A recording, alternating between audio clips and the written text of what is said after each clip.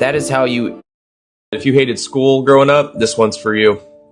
All right, so school is not neutral. It isn't. School is it's the first institution that tells a child what they are allowed to be. And if you want to understand the story of ADHD, you have to understand this first. The school system came first. The diagnosis came later. They built a structure based on obedience, sitting still, and quiet compliance. Then they created a medical category for children who could not conform to that structure. So this is not a medical story. This is a system story. The Prussian model, it was designed specifically to take children and turn them into compliant factory workers and compliant soldiers. That is the DNA of modern school. And from the moment that a kid starts kindergarten, every single hour of that day is about shaping them to obey the bell. Sit here, don't talk, raise your hand, wait your turn, memorize this, regurgitate that. None of this is how children learn. Children learn through movement, through building things, through trial and error, through imitation of adults in real life environments. Children were built to learn through physical interactions with the world. But here's the thing, the system cannot control that. So what does it do? It replaced life with worksheets and standardized testing. And the tragedy is this: children who resist this unnatural environment, because that's what it is, it's unnatural. The ones who resist this, they are not defective. They are responsive.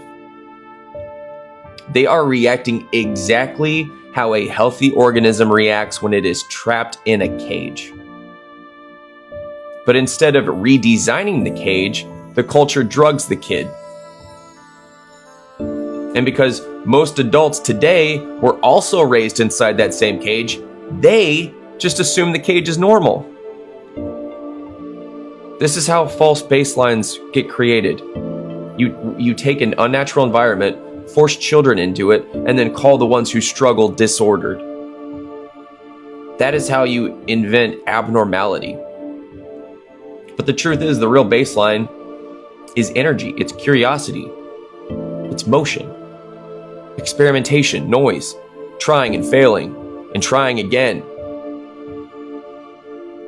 Physical trial, risk, exploration. Those are not symptoms, those are developmental requirements. And the system doesn't have the capacity to handle those traits, so they pathologize them. And this is the truth that a lot of parents don't want to face. ADHD is not a natural category. ADHD is a symptom of a mismatch between human biology and industrial education. The school system cannot change because it wasn't built for the development of children. It was built for the convenience of the state. So because of that, it is the child that gets labeled. And that labeling follows that child for the rest of their life. Because of this, their own sense of identity becomes warped. It becomes warped by terms that were invented to make them easier to manage. This is exactly why so many men grow up and feel broken. Because from the age of 7, they were told by their teachers and their peers that and by doctors and therapists that their male wiring was a disorder. The world didn't break that kid, the system did. Let's go a layer deeper, shall we? If you want to see how manufactured this actually is, then you have to look at the timeline. The industrial education system was fully operational, like I said, long before the ADHD diagnosis category even existed, before that was even a thing, right? School came first, diagnosis came later. Meaning the medicalization was a retrofit. But here's where it gets darker. I've talked about this before. The same man who financed the Prussian-style public education system in America, John D. Rockefeller, he was a billionaire oil tycoon. He is the same man who financed the modern medical system and pharmaceutical industry, the Rockefeller Foundation. He engineered the environment and the cures for the symptoms that environment created. Problem, reaction, solution, Hegelian dialectic. This didn't happen because the system does hate children, but also it happened because the system has priorities that have nothing to do with children, right? So the system, it prioritizes consistency, compliance, predictability, and controllability, right? Those are system values. So just think about it. Any trait that disrupts those values, what happens? Well, it becomes a behavioral issue. The diagnosis is used to shift blame away from the system and onto the child.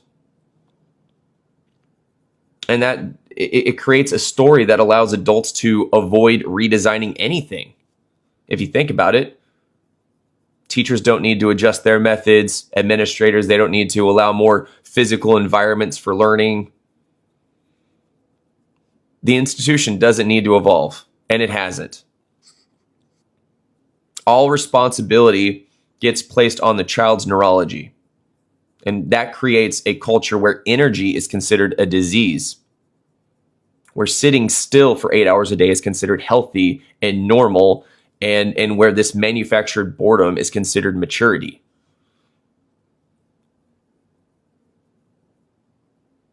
And if a child has a temperament that rejects monotony, the system does not say to the child, doesn't say to the parents, this environment is failing this child, or they don't say that to themselves. That conversation does not take place. What the system says is this child is failing this environment. It's the child who is failing in this environment, not the environment who is failing the child. And that is the inversion that we're seeing, and we've been seeing for decades, over a century. That inversion is how it's how they engineered the concept of abnormal children. But yeah, now let's talk about the adult outcome. So just take the same exact traits that got a boy punished in school. So restlessness, risk-taking, hyper-focus, resistance to authority, intense curiosity, physical energy, problem-solving through action. But now place those traits in the real world. What do you get? You get entrepreneurship, you get engineering, you get crisis response, you get the building of companies and inventing solutions, different inventions. Those traits are strengths in the real world. The same world that medicated him at 8 will later depend on men like him to build the future. There's a reason why so many founders, inventors, top performers, and innovators were problem children. Problem children. They were never broken. They were miscast in the wrong environment. When a child's natural temperament is punished instead of shaped, the child becomes ashamed of who they are. And that shame stays with them into adulthood. And that is the meta damage. Not the pills, not the labels, the identity. The belief that something is wrong with me. That is the wound, which creates more problems and more medications are provided for those problems. That's a domino effect. This is not progress. This is cultural self-destruction. It's been playing out for so long. So long. We are a Prozac nation now.